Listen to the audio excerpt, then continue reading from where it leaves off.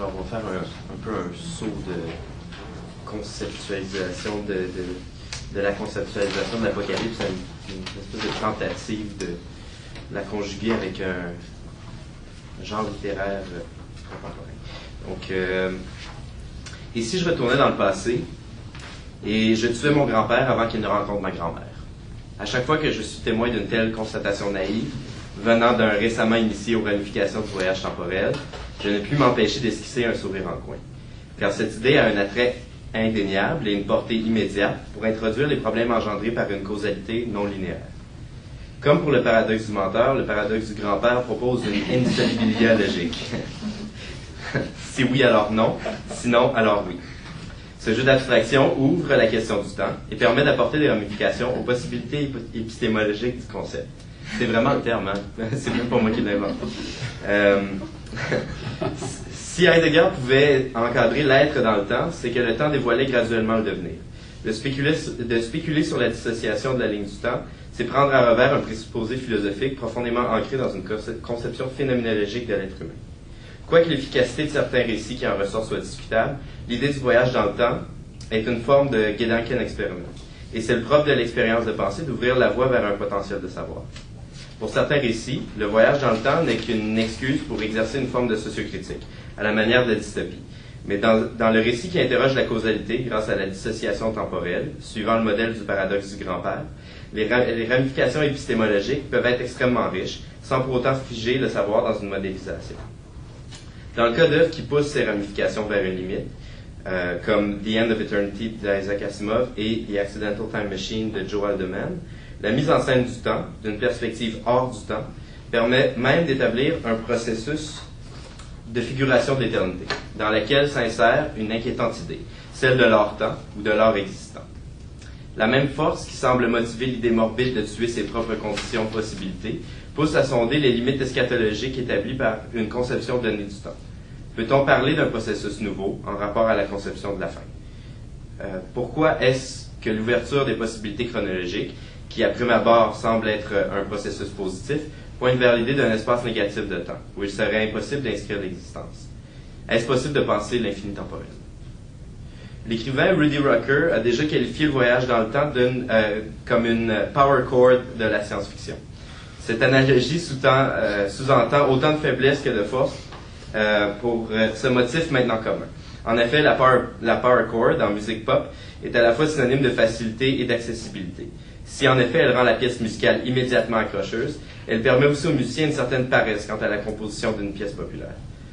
Comme n'importe quel cliché, la power chord est dangereuse à utiliser. Elle propose un attrait indéniable, mais elle attire aussi le dédain des initiés. Son raccourci nécessite un effort d'originalité, encore plus grand pour être justifié. En ce qui a trait au voyage dans le temps, cette image est des plus adéquates. La science-fiction continue à occuper une position pop en littérature. Le regard que certains marchands de livres usagés et rares me lancent lorsque je leur demande s'ils traitent en science-fiction est pour moi preuve suffisante de cette constatation. Et ce classement légèrement aléatoire de la littérature qu'est la science-fiction a pour majeur sous-genre le récit de voyage dans le temps. L'observateur culturel qui ne se pencherait pas sur ce phénomène d'assez près pourrait se méprendre à remarquer que ces récits sont essentiellement semblables. Mais comme pour tout motif récurrent, comme pour toute power chord, certaines variations permettent de pousser les limites classificatrices préalablement définies par le stéréotype du genre. Il est difficile de parler directement d'une innovation littéraire sans s'inscrire dans une vision déterminée de l'histoire littéraire. Si on peut remarquer, par exemple, que le voyage dans le temps est un trope littéraire relativement nouveau et que son origine peut être attribuée à telle œuvre de Mark Twain ou telle œuvre de H.G. Wells, on le fait inévitablement en établissant une définition implicite du littéraire et en attachant l'idée du voyage temporel à une série de figures esthétiques. Pourtant, le Yankee du Connecticut et le voyage temporel découvrant les Morlocks et les Élois n'ont que très peu en commun. La méthode littéraire qui permet la défamiliarisation du protagoniste est semblable, mais les œuvres en question ne fonctionnent pas dans les mêmes sphères. C'est pourquoi, avant même d'adresser les œuvres choisies, je devrais définir sommairement l'aspect de l'idée du voyage dans le temps qui m'intéresse. Si l'idée du voyage dans le temps semble être issue du 19e siècle et omniprésente depuis, c'est sûrement que les nouvelles conceptions spatio-temporelles offertes par la physique de la relativité ont permis de donner un air de scientificité à la dissociation temporelle spéculative.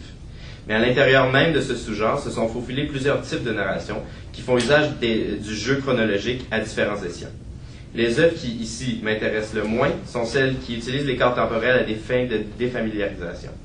Dans le film Time After Time, par exemple, H.G. Wells, qui a lui-même développé une machine à voyager dans le temps, doit pourchasser Jack the Ripper jusqu'en 1979, la date de production du film, pour l'empêcher de tuer une fois de plus. Ici, le voyage dans le temps n'est qu'un motif. L'arrière-plan pour un thriller, sinon très typique. Le voyage dans le temps peut aussi servir d'analogie sociocritique. Le livre The Time Machine de H.G. Wells lui-même est souvent lu comme étant un commentaire sur la lutte des classes. Dans ce type d'œuvre se glisse déjà un indice de la charge épistémologique du voyage dans le temps. En projetant une extension logique selon un train présupposé de causalité, l'écrivain expose sa théorie sur le développement éventuel de l'histoire. La représentation du futur est toujours représentation des présupposés de l'auteur à propos du présent. À la manière de l'arpenteur, l'auteur trace la tangente à partir de son point d'observation vers un futur possible. On pourrait appeler cette pratique le premier degré de la fiction temporelle. Cette simple extrapolation, qui s'opère en développant un futur éventuel, trouve son second degré dans le voyage vers le passé, en but de changer le présent, ou le futur relatif à la destination. Ces fictions prennent comme point initial le présupposé d'une causalité restreinte et contrôlable. En somme, ils utilisent la même logique de fonctionnement que les fictions du premier degré. Il y a dans la contemplation de la ligne du temps un message déchiffrable et compréhensible à propos du rôle de l'action dans le développement d'un avenir à venir. Si le premier degré de la fiction temporelle se fonde sur un présupposé moderne de progression causale, le second degré expose ce même présupposé à la lumière du jour. Dans Back to the Future, l'exemple privilégié du voyage dans le temps pour ma génération, Marty doit faire en sorte que sa mère tombe pour son père, sans quoi il disparaîtra. Voilà la causalité vécue de son plus personnel. Dans ce film, le paradoxe du grand-père est mis en scène et sa résolution est étrange. La disparition graduelle du frère et de la sœur de Marty sur une photo issue du futur, puis sa propre disparition. Ces changements sont instantanément inversés au moment où ses parents s'embrassent sur la piste de danse.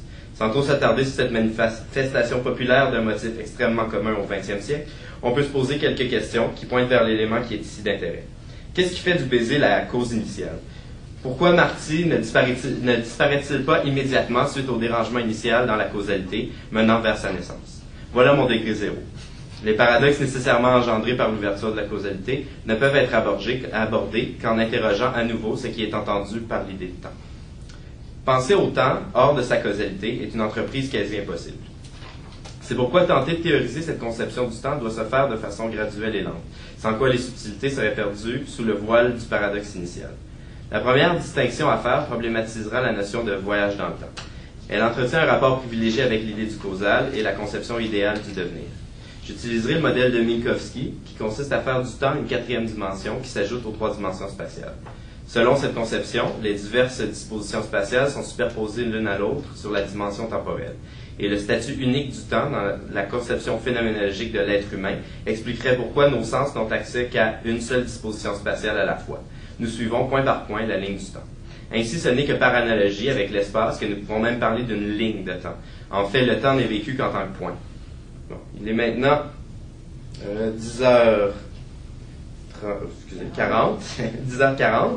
Une montre plus exacte me dirait la seconde exacte, qui à son tour pourrait être divisée en millisecondes.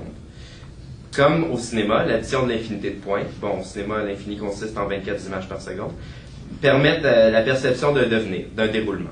Selon le modèle de l'espace-temps de Minkowski, qui permet à Einstein de formuler une théorie générale sur le rapport entre le temps et l'espace, la dissociation du voyage temporel signifierait le passage d'un temps ponctuel à un temps linéaire. Le temps gagnerait une deuxième dimension pour former une ligne parcourable, composée de points infinis. L'espace-temps aurait 5 dimensions. L'ajout d'une dimension à un modèle pose plusieurs problèmes. Vous n'avez qu'à vous imaginer un monde en 2 dimensions, comme dans le roman de Flatland de Abbott, pour comprendre ses complexités. Dans ce monde, il serait impossible de voir autre chose que les segments de ligne. L'idée même de perspective ne pourrait exister, car le monde ne comporterait pas d'épaisseur. Comparez donc un monde composé de segments de ligne avec ce qui se trouve autour de vous. Malgré l'absence de fioritures et de décorations esthétiques, ce local offre tout de même à notre perception la texture des murs, la couleur des objets et les expressions faciales des gens autour de la table. Toutes ces réalités sont redevables à une 3e dimension. Ainsi, ajouter une 2e dimension au temps nécessite l'élaboration de plusieurs réponses quant à la nature de ce qui est révélé par cette dimension.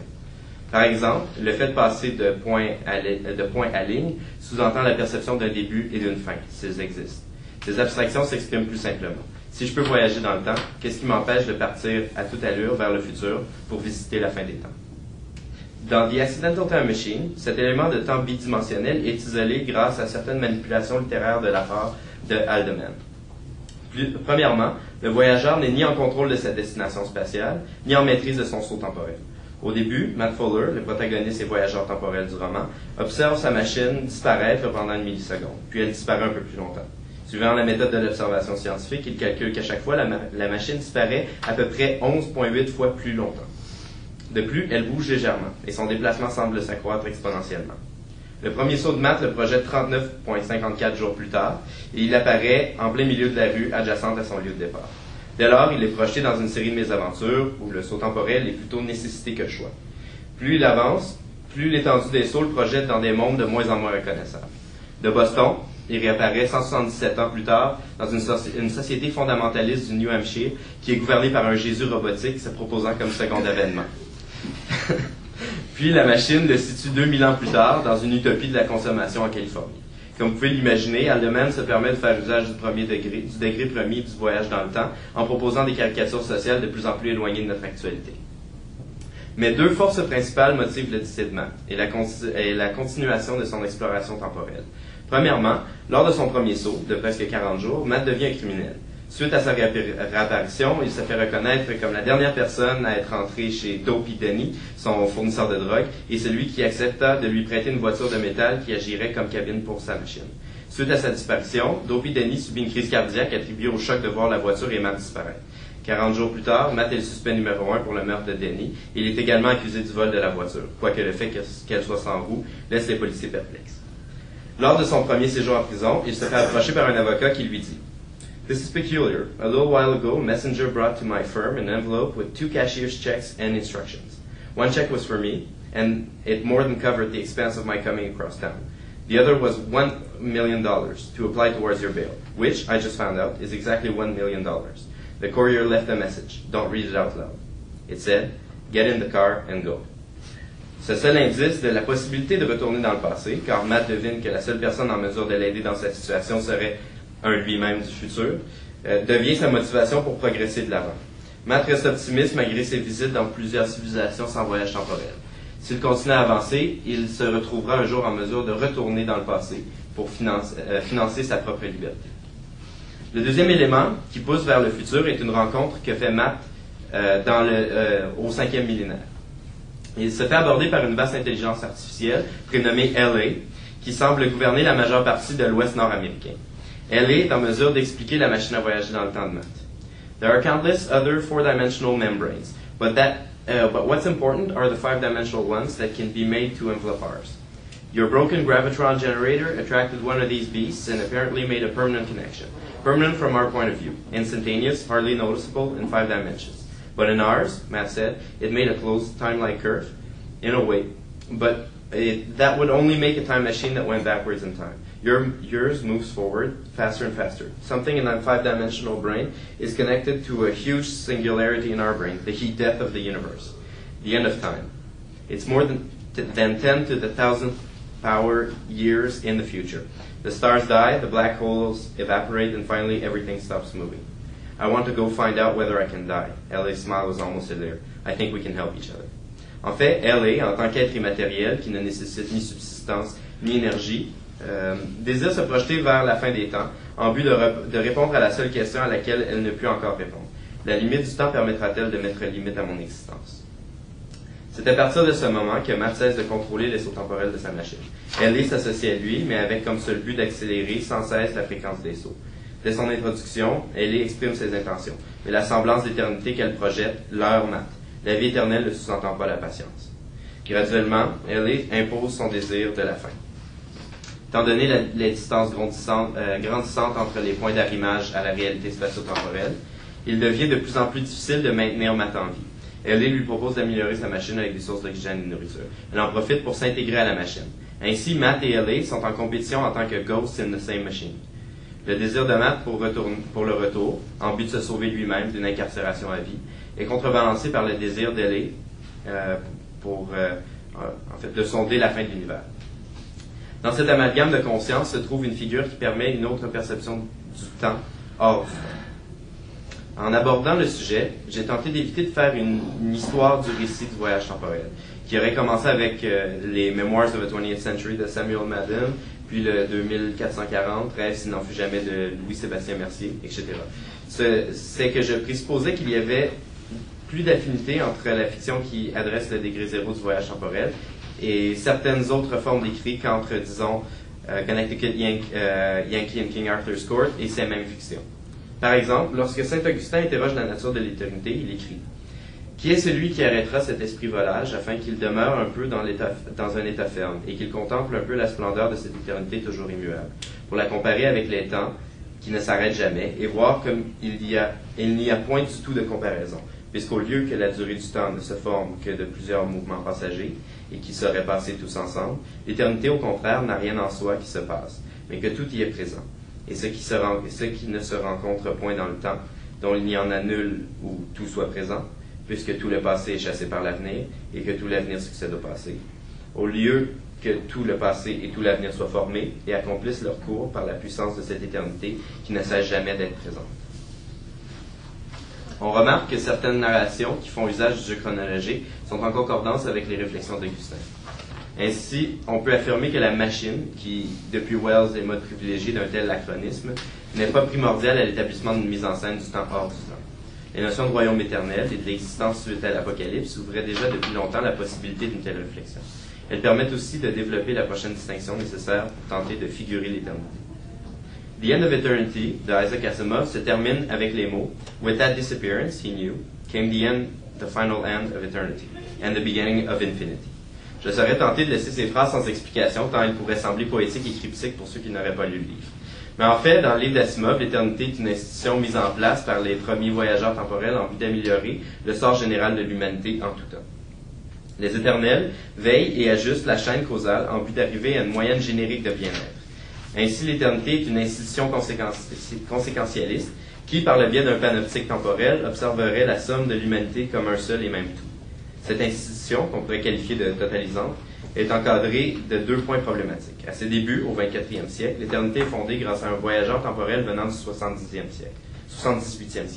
L'éternité est donc générée par une boucle temporelle paradoxale. Une grande partie de l'intrigue du roman est la tentative de boucler cette boucle par la méthode de calculating cause from effect. De plus, l'éternité cesse à partir du 70 millième siècle, car une barrière mystérieuse bloque l'accès aux éternels. Cette barrière cesse au 150 millième siècle, mais à ce moment, l'humanité n'existe plus. Il est clair que le choix du nom éternité n'est pas fortuit. Asimov dresse une figuration d'une éternité artificielle, une éternité scientifique et humaine. Le fait qu'elle soit fondée dans le paradoxe et celui qu'elle soit mystérieusement limitée ne sont que deux des traces figuratives laissées par la difficulté de penser le temps hors du temps. L'éternité a sa propre référence temporelle, le physiotemps, par lequel les éternels peuvent maintenir une existence analogue à la nôtre. Leur vocabulaire est inadéquat quant à la description de mouvements temporels. Up when, down when. Leur terminologie nécessite une analogie spatiale. Mais au cœur de ces problèmes structurels se trouve un conflit quant à la conception de la chaîne causale. Arlan et les éternels prennent pour acquis que leur conception du temps, comme étant une matière à façonner, est justifiée par le désir du plus grand bien. Mais à plusieurs moments, le regret face à ce qui est perdu pour permettre le mieux se fait ressentir. Par exemple, Arlan tente d'épargner la disparition d'une femme, Noïs, qui fait l'objection de son affection. En effet, un changement nécessaire au 482e siècle signifierait que cette femme n'aurait jamais existé. Par plusieurs subterfuges et en calculant les conséquences de ses gestes, Arlan tente de subtiliser Noïs avant sa disparition et de la repositionner dans ce que les éternels nomment la réalité. Ce n'est qu'un exemple flagrant d'un motif qui semble récurrent. À chaque station d'éternel se trouve un musée d'innovation et d'œuvres d'art disparues suite à des changements temporels. Wasn't that good? What if personalities were changed? The new personalities were as human as the old and as deserving of life. If some lives were shortened, more were lengthened and made happier. A great work of literature, a monument of man's intellect and feeling, was never written in the new reality, but several copies were preserved in eternity's libraries, were they not? And the new creative works had come into existence, had they not? En effet, au centre même de l'éternité, comme institution humaine, se trouve la mélancolie de la perte. La divergence entre l'éternité de The End of Eternity et celle décrite par Augustin se trouve dans une ambiguïté au sein même du mot éternité.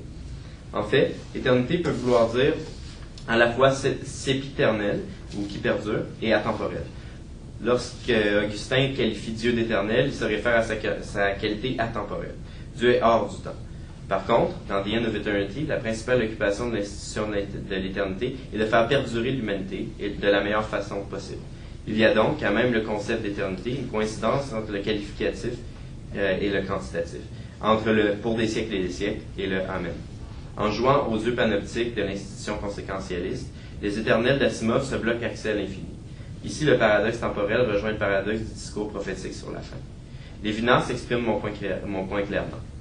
L'eschatologie prophétique n'introduit pas un système téléologique dans la totalité. Elle ne consiste pas à enseigner l'orientation de l'histoire. L'eschatologie met en relation avec l'être, par-delà la totalité ou l'histoire, et non pas l'être par-delà le passé et le présent. Elle est relation avec un surplus toujours extérieur à la totalité, comme si la totalité objective ne remplissait pas la vraie mesure de l'être, comme si un autre concept, le concept de l'infini, devait exprimer cette transcendance par rapport à la totalité, non englobable dans une totalité et aussi originelle que la totalité. Ceux qui empruntent le ton apocalyptique s'insèrent dans le pli d'éternité. La possibilité même de la fin des temps est l'ouverture nécessaire à la possibilité d'un regard vers le futur. Comment parler de l'atemporel, quand même les voyageurs temporels imaginés ne peuvent que se vautrer dans leur propre durée? Les deux œuvres choisies offrent des résolutions opposées au problème de la figuration de l'éternité. Dans The Accidental Time Machine, Matt rencontre éventuellement des êtres mystérieux qui détiennent le pouvoir de l'envoyer vers le passé. Le rapport de communication entre ces êtres et Matt est unidirectionnel. Ceux-ci ont atteint des niveaux de compréhension qui échappent à l'entendement de Matt, et donc à celui du lecteur. Ils ont une réponse pour Matt. Oui, une incarnation de lui-même ira payer sa cotisation carcérale en 2058. Puis, dû à un principe d'incertitude inhérent au voyage dans le passé, il renvoie Matt en 1898 plutôt qu'en 2050. Là, Matt s'installe confortablement grâce à un poste de professeur de physique théorique au MIT. Sans même qu'il s'en rende compte, son arrière-arrière-petit-fils deviendra un jour son propre directeur de thèse, qui sera crédité pour sa découverte du voyage dans le temps. Ce type de boucle temporelle, qui sous-entend une version figée du temps, suit le principe de cohérence de Novikov en physique, qui dit que l'existence que nous vivons inclut déjà les itérations des voyageurs potentiels temporels, ou des voyageurs temporels potentiels. Dans The End of Eternity, Harlan décide de couper la boucle initiale qui avait permis l'existence de l'éternité.